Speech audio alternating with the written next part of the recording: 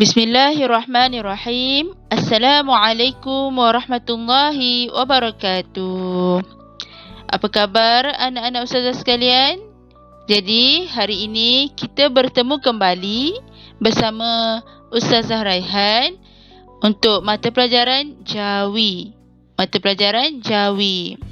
Okey, jadi tajuk kita pada hari ini ialah perkataan yang diakhiri dengan huruf qaf dan kaf. Perkataan yang diakhiri dengan huruf qaf dan kaf. Jadi minggu ini kita akan belajar unit yang kedua. Minggu lepas kita telah belajar unit yang pertama. Okey, jadi kita nak tengok apakah tajuk untuk unit kedua pada hari ini. Okey, jom. Okey, tajuk pada hari ini iaitu unit yang kedua adalah padanan suku kata tertutup konsonan K pada kata jati bahasa Inggeris. Padanan suku kata tertutup konsonan K pada kata jati bahasa Inggeris. Minggu lepas kita telah belajar tentang padanan suku kata tertutup konsonan K pada kata jati bahasa Melayu. Okey, bahasa Melayu itu tajuk minggu lepas. Untuk minggu ini, kita akan belajar tentang tajuk yang sama iaitu padanan suku kata tertutup konsonan K pada kata jati. Yang bezanya adalah bahasa Inggeris. Minggu lepas adalah kata jati bahasa Melayu. Minggu ini kita belajar tentang kata jati bahasa Inggeris. Okey, tak apa. Jom kita tengok contoh yang pertama. Contoh K-A-K-K tambah T-U-S-TUS. Jadi apa? Cactus. Cactus ataupun bahasa Inggerisnya, sebutan bahasa Inggerisnya kita akan sebut cactus. Okey, ini adalah perkataan kata jati bahasa Inggeris ya. Cactus. Pernah dengar kan cactus? Pokok cactus. Jadi bila kita jawikan, kita tengok ya dekat sini di manakah yang ada huruf K. Minggu lepas kan kita belajar suku kata kan? Okey, jadi ini adalah suku kata pertama. Ini adalah suku kata kedua. Okey. Jadi suku kata manakah antara dua ni yang ada huruf K di akhir perkataannya? Yang pertama kan, suku kata pertama dia ada huruf K di akhir perkataannya. Jadi, bila kita ingin jawikan, bila kamu nak jawikan perkataan kak ni, jadi jawikan, dia akan jadi kaf. Okey, dia akan jadi kaf. Kaf. Cat. Sama dengan ta-waw-sin tus. Jadilah cactus. Okey, jadilah cactus.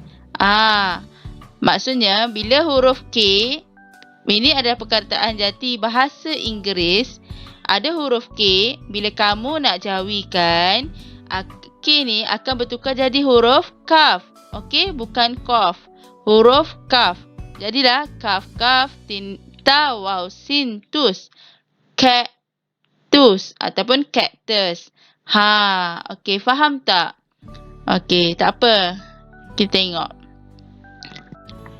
Okey, kita tengok contoh kata jati bahasa Inggeris yang mempunyai konsonan K di akhir perkataan. Okey, kita tengok contoh yang lain. Contoh yang sebelum tadi Ustazah bagi adalah cactus. Okey, perkataan dia cactus ni adalah kata jati bahasa Inggeris.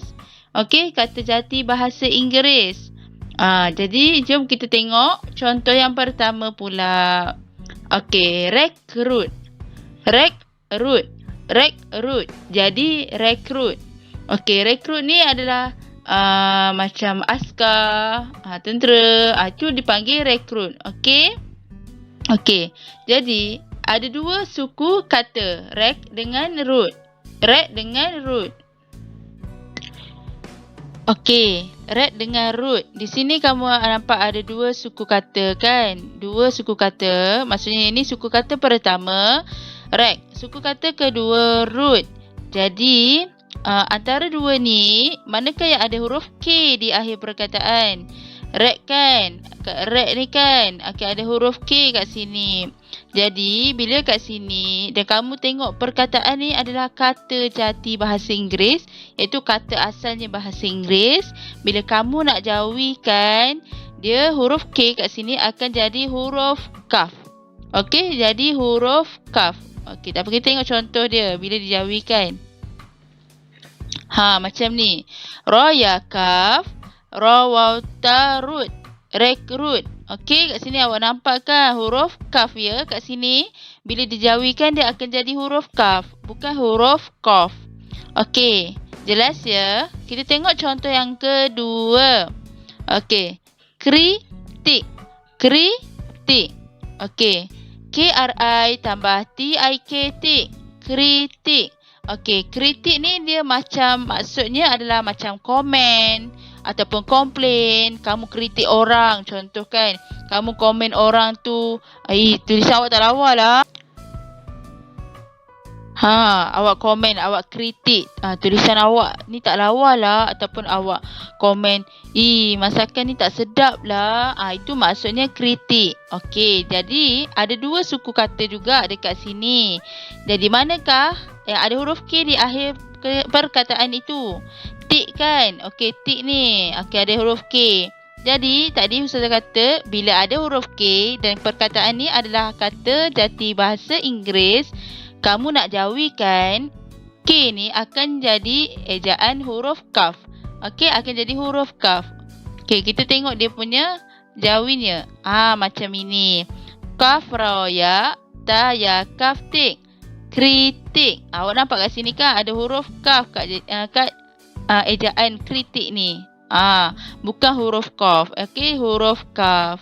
Okey, kita tengok pula contoh yang ketiga. Contoh yang ketiga, logik. Logik. L-O tambah J-I-K, jik. Logik. Jadi, antara dua suku kata ni juga, yang mana ada huruf K? Dekat sini kan, dekat jik kan, suku kata kedua. Jadinya macam mana tadi Ustazah kata? Jadi, bila nak jauhikan, dia akan jadi huruf kaf. Okey, huruf kaf. Bukan huruf qaf. Sebab perkataan ini adalah kata jati bahasa Inggeris. Bukan bahasa Melayu. Minggu lepas kita belajar yang bahasa Melayu. Contohnya songkok, keropok, batik, apa lagi? Katak, itu semua kata asalnya bahasa Melayu. Yang ini kata asalnya bahasa Inggeris. Logik. Logik ni maksudnya kamu dapat berfikir dengan logik. Logik ni maksudnya waras. Kamu dapat berfikir dengan waras lah. Dengan yang boleh diterima akal. Itu maksudnya logik. Okey. Jadi kita tengok jauhi dia. Kalau kamu nak jauhikan, dia akan jadi huruf kaf. Jadilah ejaannya lam waw lo ga ya kaf jik. Logik. Logik ataupun logik jadinya. Okey. Kita tengok contoh yang keempat. Contoh yang keempat adalah klasik. Kla tambah sik. Klasik. Okey, kla dengan sik. Okey, yang manakah ada huruf K dekat akhir perkataan tu? Sik kan? Okey, jadi apa? Bila kamu nak jauhikan, tadi Ustazah kata akan jadi huruf kaf. Okey, akan jadi huruf kaf. Bukan huruf qaf. Okey, sebab dia adalah kata bahasa Inggeris.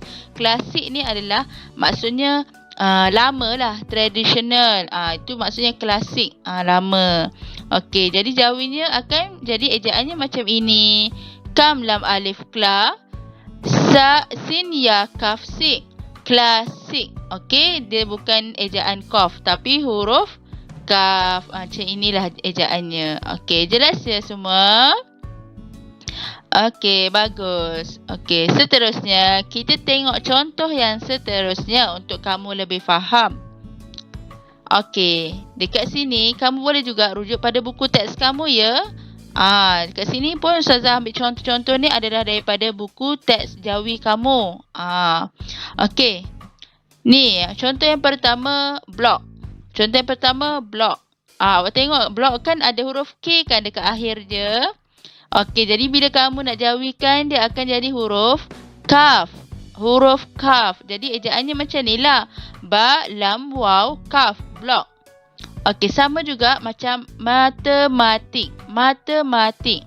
Okey, perkataan K, huruf K di akhir perkataan tik. Okey, suku kata tik yang ada huruf K. Jadi, bila nak jawikan, dia akan jadi huruf kaf. Okey, pandai. Okey, jadilah matematik. Mim alif ma, ta te, mim alif ma, ta ya, kaf tik, matematik. Okey, kat sini adalah huruf kaf ya, bukan huruf qaf. Sebab apa tadi saya kata? Sebab kata asalnya adalah bahasa Inggeris, bukan bahasa Melayu. Okey, contoh yang seterusnya adalah kek. Kek. Okey, kat sini kek ni awak nampak huruf K kan dekat akhir perkataannya? Jadi bila kamu nak jawikan akan jadi huruf kaf. Okey, sebab kek ni adalah kata asalnya bahasa Inggeris. Jadi bila nak jawikan akan jadi huruf kaf. Jadilah kaf ya kaf kek. Okey, jelaskan setakat ni semua? Okey, kita tengok contoh seterusnya. Ustazah harap kamu faham ya sebab Ustazah bagi ni contoh yang banyak. Jadi kita kamu perlu tahu perkataan tu adalah asal bahasa Melayu ke ataupun asalnya bahasa Inggeris. Okey, kalau bahasa Melayu nak jawikan dia akan jadi huruf qaf. Kalau bahasa Inggeris, perkataan bahasa Inggeris, bila kamu nak jawikan huruf K tu, dia akan jadi huruf kaf. Itu perbezaan dia. Okey, beza di antara huruf qaf dan kaf. Qaf untuk kata asal bahasa Melayu, kaf untuk kata asalnya bahasa Inggeris. Okey, sama juga macam subjek ni. Subjek. Okey, subjek. Okey, huruf K di akhir perkataan jack. Huruf K di akhir perkataannya adalah jack. Okey, jadilah subjek. Bila jawikan jadi huruf kaf. Okey, seterusnya. Okey, kita tengok contoh yang seterusnya. Trak. Trak. Okey, trak ni iaitu lori lah. Kamu pernah dengarkan trak. Selain lori adalah trak. Trak tu maksudnya dalam perkataannya asalnya bahasa Inggeris. Kalau lori tu memang bahasa Melayu. Trak ni bahasa Inggeris. Jadi bila kamu nak jawikan dia akan jadi huruf kaf. Jadilah tara kaf trak. Okey. Seterusnya cek. Cek. Cek. Okey, huruf K juga. Jadi bila kamu nak jawikan dia akan jadi K tu akan jadi huruf kaf macam ini. Jadilah ejaannya ca ya kaf cek. Ca ya kaf cek. Cek ni adalah maksudnya cek duit ya. Maksudnya contoh duit tu banyak-banyak-banyak, kamu tak boleh keluarkan sekaligus. Jadi perlu guna cek. Okey, guna cek. Okey. Contoh yang seterusnya adalah oksigen. Oksigen pun sama juga. Kat sini K yang ada dekat sini suku kata pertama. Jadi kat situ akan bila jawikan jadi huruf kaf lah. Oksigen. Dan contoh yang akhir sekali adalah section. Section. Dekat sini lah awak nampak kan. Huruf K atas ni jadi kaf di bawah. Section. Okey. Okey, jadi jelas ya. Banyak kan contoh-contoh perkataan kata asal bahasa Inggeris yang Ustazah bagi pada hari ini. Jadi kena ingat, bila kamu tengok perkataan bahasa Melayu dia tu adalah daripada bahasa Inggeris, bila kamu nak jawikan huruf K tu, dia akan jadi huruf kaf. Okey, huruf kaf. Kalau contoh perkataan asal dia adalah bahasa Melayu, bila kamu nak jawikan, dia akan K tu akan jadi huruf qaf. Macam minggu lepas kita belajar, batik. katak, keropok, apa lagi? Lubuk, songkok. Semua tu adalah perkataan asal dia bahasa Melayu. Jadi bila kamu jawikan contoh macam katak, jawikan dia tak tu ada K kan? Okey, K tu jadi huruf Qaf bila jawikan. Sebab itulah ejaan dia akan jadi kaf alif ka ta qaf tak. Katak. Bukannya kaf alif ka ta kaf tak. Itu salah ejaan dia. Sebab katak tu adalah perkataannya asalnya bahasa Melayu, bukan bahasa Inggeris. Jadi bila nak jawikan, K tu akan jadi huruf Qaf. Okey, bukan huruf kaf. Ingat ya, Ustazah simpulkan. Okey, kalau kata asalnya bahasa Melayu dan ada huruf K di akhir perkataan itu, bila kamu nak jawikan, dia akan jadi huruf K tu akan jadi huruf Qaf.